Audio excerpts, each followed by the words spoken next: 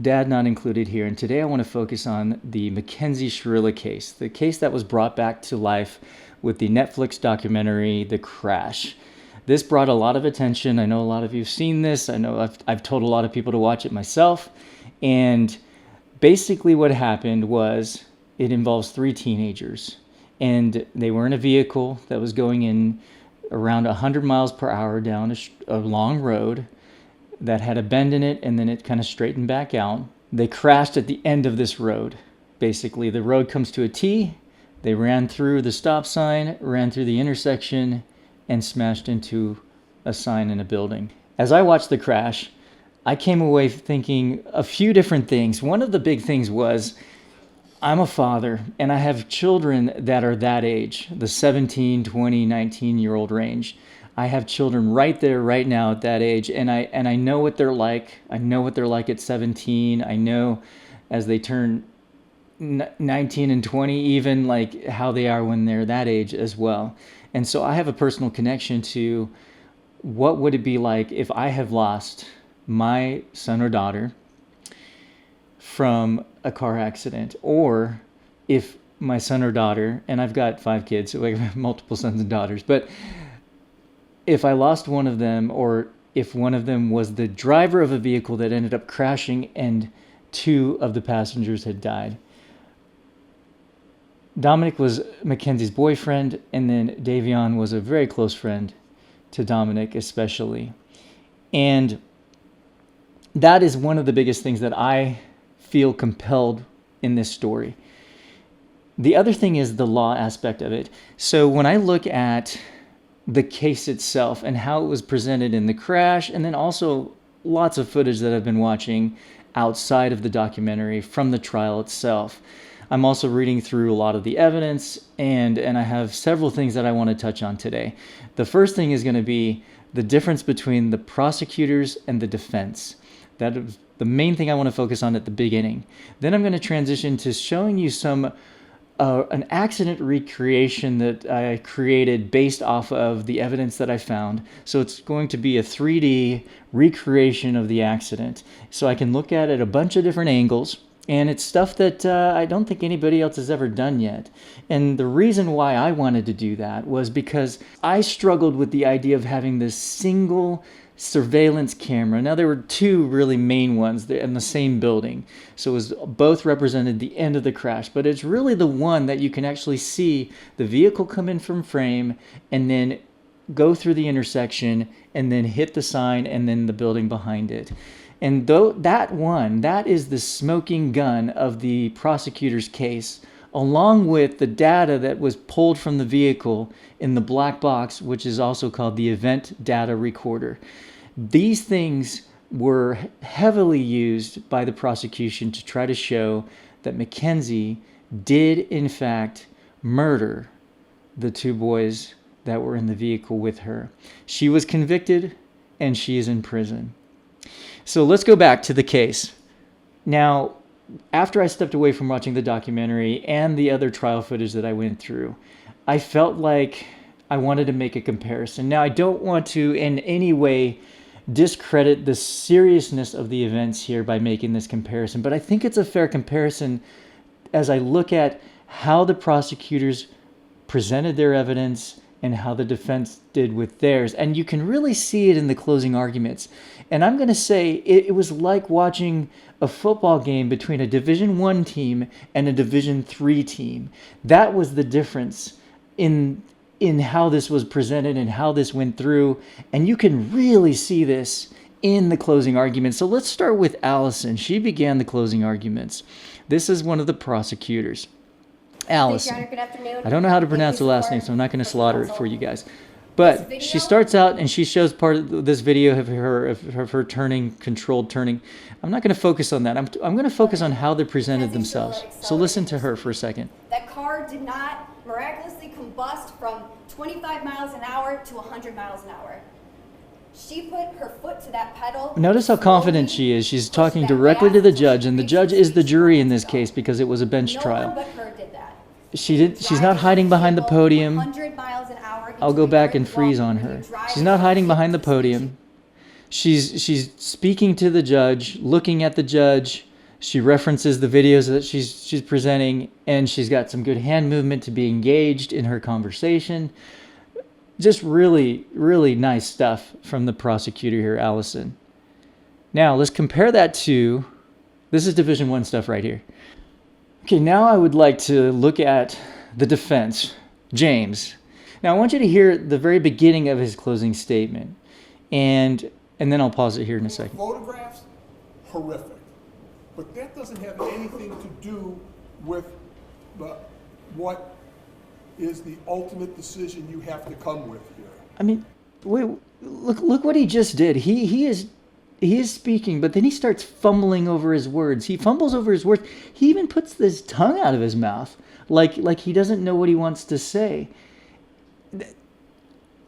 Wait a second here. So this guy, James, he is, and no offense, I'm sure he's got plenty of experience, but look at the way he's fumbling this closing statement. He's fumbling over his words. He is representing a 17-year-old girl. This is the seriousness of this. He is representing a 17-year-old girl who is being tried as an adult. When the case happened, she was 18. But she was 17 at the time of the event, the accident, the crime, whatever you want to call it. But her life is in his hands. Let's keep listening. And we are really never going to know what happened in that car. He's still looking down. He's reading off his notes. I don't know. What's to say that she didn't panic and think she was... So he's talking to the wall. He's talking to the wall. If you're communicating with somebody, I think a lot of people learn this when they're younger, at least I hope they do. When you're communicating with somebody, you speak to them, you look at them, you talk to them, you say hi, you have some hand gestures, You're not looking away.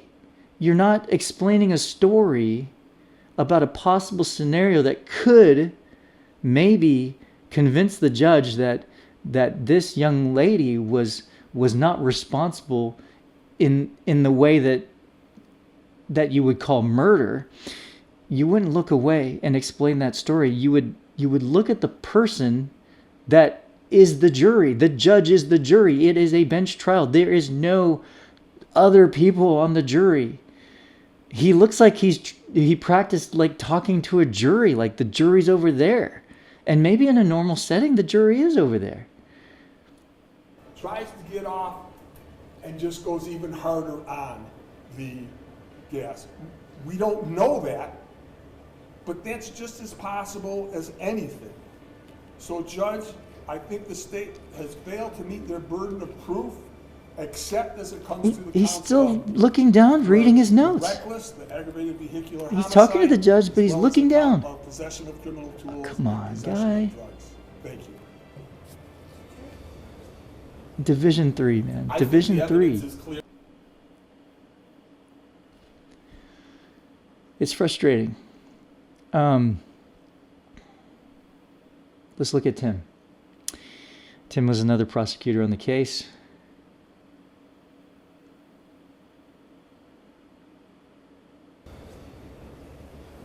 I think the evidence is clear, Your Honor, that this catastrophe took place at the conclusion. Look at that, right off the bat. Steps out away from the podium, addresses the judge. He walks around a little, so the judge has to follow him around. Gain the Whatever happened, Judge, gain the attention of the judge as he's walking around and stuff. Again, he steps away. He's not behind the podium. He has his closing statement memorized. He's just cargo in the backseat. This is great. This is No consideration at all. Division No 1. reason to take Davion's life. Whatever she had in for Dominic. Look how was just confident he along is with when he his friend speaks. And just got sucked into a toxic relationship. And just got in the wrong backseat that night. Thank you, Your Honor. We ask you to find her guilty on all counts. That is such a stark contrast of the prosecution versus the defense. And that's, it bothers me. And it doesn't, I'm not saying Mackenzie Shirilla is innocent. And I don't want my comments to come across as discrediting the seriousness of two boys that have died in this accident. And I want you to know that there's no innocence for Mackenzie here. There's no innocence. There's nothing that's going to magically say, you're innocent, young lady. Because she's guilty of something. Whether it's murder, whether it's voluntary manslaughter. But she deserves a decent defense. That's what I feel. Anyone who's being tried, accused of murder, deserves a decent defense, especially when you look at, we don't have a camera or a recorder inside of the vehicle so that we can hear or see what was happening inside of the vehicle before it crashed. We don't know the events. Nobody knows the events. We can only hypothesize what could have happened. That is what we're looking at here. And that is what concerns me, because it sets a precedence for every 17-year-old, even if they're closer to 18 or maybe not as close to 18, but it sets a precedence that maybe we're going to look at all these other things and not have as concrete of evidence to convict you of murder. Now, like I said, she is not innocent here. There is no innocence when you're the driver of a vehicle and two people die and there's no one else involved. There's no innocence, okay? So that's why I moved forward and I recreated the scene in 3D. I wanted to be able to look at it a bunch of different angles. I wanted to be able to, measure, take the measurements, make sure the speed is looking right, get a camera inside the vehicle, see what the road looks like. Those are the things I wanted to see, because from my understanding, the defense never showed a single photograph or video clip of the drive down Progress Drive to show what it looked like at night. I don't think that ever it never made the evidence. And how simple would that be? Go get a photographer, take some photos, go drive down the vehicle with a dash cam on, show what it looks like at night so that you can get a better understanding of what these kids were doing when they were driving down this road. I don't think that ever made the case, and that's the concern I have. I do feel like it was a disservice to her and her family. Now, whether you like them or not, I know there's a lot of, I know the prosecution really wanted you to not like this person, okay? And there's plenty of people now, we don't like her, and I get it. There's a lot of stuff that is out there that makes it look like she is the most unlikable person in the world. She's mean. She's a liar. She's, hurts people, whatever. You throw it all out there. Throw all the garbage out there. But at the end of the day, there is no law that's going to put you in prison for just being a mean or unlikable person. There's just no law for that. As much as we might want there to be, because there are some unlikable people in this world, there's not a law that says because you're not liked or because you treated someone poorly that you got to go to prison. Okay, now if you get into some of the bullying stuff and the really intense bullying, now they're starting to do some of that. But at the end of the day, if it's not like a consistent thing with one person, if it's just you're just a mean person or you're like a not likable person. Now, but in her friend group, it seemed like they had a really tight friend group. And the other thing that bothers me is I don't know if she had arguments as much with Dom when other friends were around. I don't know. I wish the defense would have explored that a little bit more. But I'm going to focus on this 3D recreation of the scene. And I'm going to jump into that and show you some of the things that I've been doing to help me better understand what's going on. And I really just wanted to be satisfied in a way where I can actually start looking at some of the other scenarios that could have happened that I just feel like the defense focused on one thing. They focused on this POTS diagnosis, like some kind of medical thing that she may or may not have had. And it really got torn apart because they didn't bring in any medical experts. They just said, she's got this and it could have been this. And they just kind of clinched on that. They didn't really explore other avenues. And since then, I've done some research. I found other things that I'm like, look at all these other things they could have brought up, and I don't think they brought any of this up. So let's look at that. Let's look at this 3D recreation that I did. What this is a video of a POV from being inside of a vehicle driving down Progress Drive at night. Now, throw in some caveats here. I did not build out the lights on the sides where all the buildings are because I don't have that information. So I focused on the street lights lighting up the road on the half, more than a half of Progress Drive, and then the lack of street lights when you get to the end of Progress Drive before you reach that T intersection. Okay, so that's what I'm talking about here. That's what I'm representing here. So let's look at it. I'll let it play through. I think it's cached. So, and this should represent speeding up to 97 miles per hour before the bend in the road, and then continuing that speed through the rest of the road until it tees and then you run out of road. Look at how these lights light up that street. I mean, it's just, you can see everything so well. Now you get to here, and there's trees everywhere. You can't see the end of the road until the very end right there. Now you can see the end of the road. Let's look at this again. Notice all the street lights lining up that road. It's like a runway, like an airplane runway where you can see really far down, lights all along. You've got lights up above, you've got lights hitting the ground. So you've got all this stuff that tells you the road is continuing, the road starts to curve, I can curve with it. So I can drive this road pretty well because I've got all these lights. Now you get to this point and you can't see the end of the road at all. Right here. So let's just scrub through this. I have all these wonderful lights to help me understand that I need to curve around this bend. It is very well lit. I'm curving around this bend. I reach this last light and I come past it, and now what do I see? I see a bunch of trees. I can't tell if the road ends or not. It looks like it's just going because my lights only light up this far in front of me. And so as you step through this, you're coming through here. Now, when do we see that stop sign? There's that driveway. So here comes this last driveway, and look, there's all the trees. There's the little parking, no parking sign. And then once that clears, okay, there you go. You can barely see a little speck of red down there. Okay, if I zoom in. There you go. You start seeing that stop sign. At this point, we're about 280 feet away from the curb. But we're 250 feet away from the curve that we hit later on, and then the side airbags deploy. So my thoughts are, it could be anyone driving this car. Anyone. If they're going this speed at this point, I don't think you're going to be able to brake.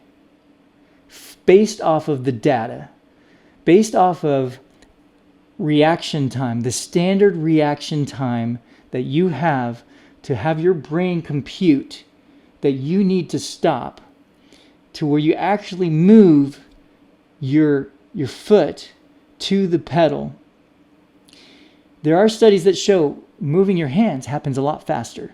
So if you notice a hazard and you start to swerve or turn, that your brain can actually tell your hands to do it much faster than telling your foot to move.